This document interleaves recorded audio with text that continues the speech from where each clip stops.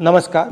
आज मैं एक बहुत ज़रूरी मुद्दे पे आपसे बात करना चाहता हूँ। ये हर देशवासी के लिए ज़रूरी है, मगर पिछड़ा वर्ग, दलित, आदिवासी महिलाओं के लिए ये सबसे ज़रूरी मुद्दा है।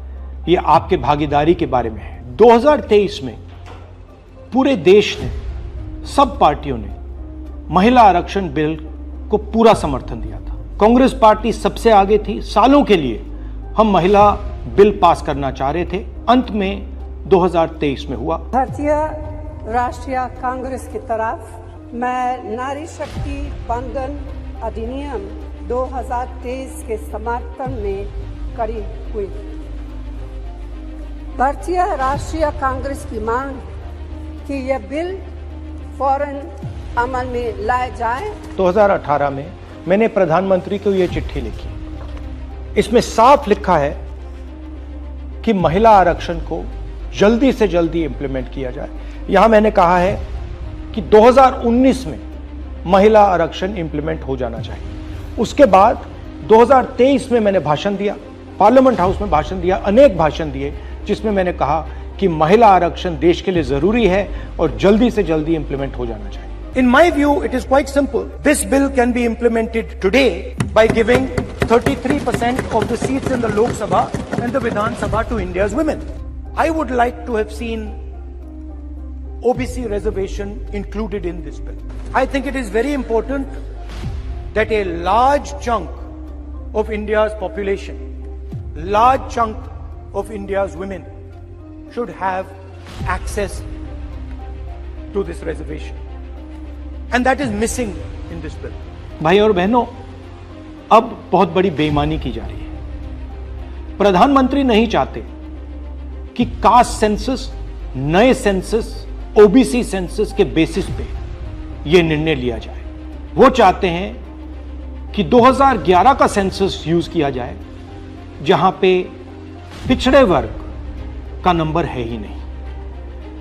वो आपकी जो भागीदारी है उसको आपसे छीनना चाहते हैं। हमारा कहना है नया सेंसस चालू हो गया है, आप कह रहे हो कि ओबीसी सेंसस आप कर रहे हो, तो उस सेंसस का प्रयोग करके आप महिला बिल क्यों नहीं पास कर रहे हो? हमारा जो विजन है एक बिल्कुल नया डेवलपमेंट का, विकास का पैराडाइम हम कास्ट सेंसस के माध्यम से लाना चाहते हैं। और हम सेंट्रल सवाल पूछ रहे हैं कि चाहे ओबीसीज हों, दलित्स हों, आदिवासी हों, उनकी देश में कितनी भागीदारी है। नरेंद्र मोदी, आरएसएस और बीजेपी घबरा गए हैं क्योंकि कास्ट सेंसस का डेटा आना शुरू हो गया है और उनको मालूम पड़ रहा है कि पिछड़ों की देश में सचमुच कितनी आबादी है। वो नहीं चाहते कि आपको अपनी सच्ची आबादी के बेसिस पर भागीदारी मिले। ये सिर्फ पिछड़े वर्ग के खिलाफ नहीं है,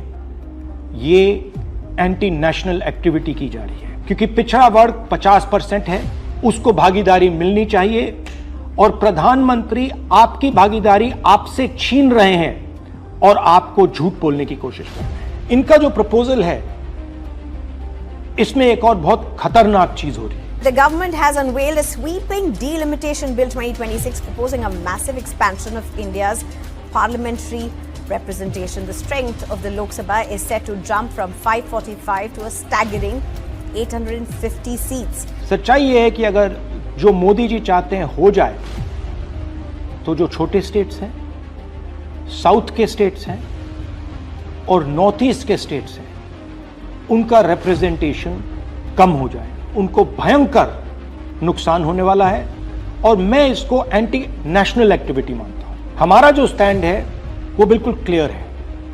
अगर आपको करना है तो ओबीसी सेंसस का जो डेटा है उसके बेसिस पे कीजिए, 2026 के सेंसस के बेसिस पे कीजिए, 2011 के सेंसस के बेसिस पे मत कीजिए, क्योंकि उसमें ओबीसी का, पिछड़े वर्ग का कोई डेटा नहीं है। और अगर आप सचमुच में वुमेन्स बिल इंप्लीमेंट करना चाहते हो तो आपके पास वुमेन्स बिल पड़ा हुआ है, उसको आप इंप्लीमेंट कीजिए, हम आपको पूरा समर्थन देंगे। मगर पिछड़े वर्ग, सदर्न स्टेट्स, छोटे स्टेट्स के खिलाफ हम आपको काम नहीं करने देंगे। मोदी जी, मैं समझता हूं कि आप देश को मैसेज देना चाहते हो कि आप प्रो वुमेन हो। मैं जानता हूं कि आप एप्स्टीन फाइल से घबराए हुए हो। 35 लाख फाइलें यूएस में बंद पड़ी हैं, चाबी ट्रंप जी के हाथ में है और आप उससे डरे हो। मगर यह तरीका नहीं है। आप चाहते हो कि आपके मुताबिक सीटें बढ़ें, आपके मुताबिक डिलिमिटेशन हो और पिछड़े वर्ग को कुछ ना मिले। हम ये नहीं होने देंगे। पुराना डेटा नहीं चलेगा। 2026 कास्ट सेंसस का डेटा ही चलेगा। हम आपको पिछड़े वर्ग से चोरी नहीं करने देंगे। हिस्सा चोरी बंद करो। पिछड़ा वर्ग, दलित, आदिवासियों को उनका हक दो।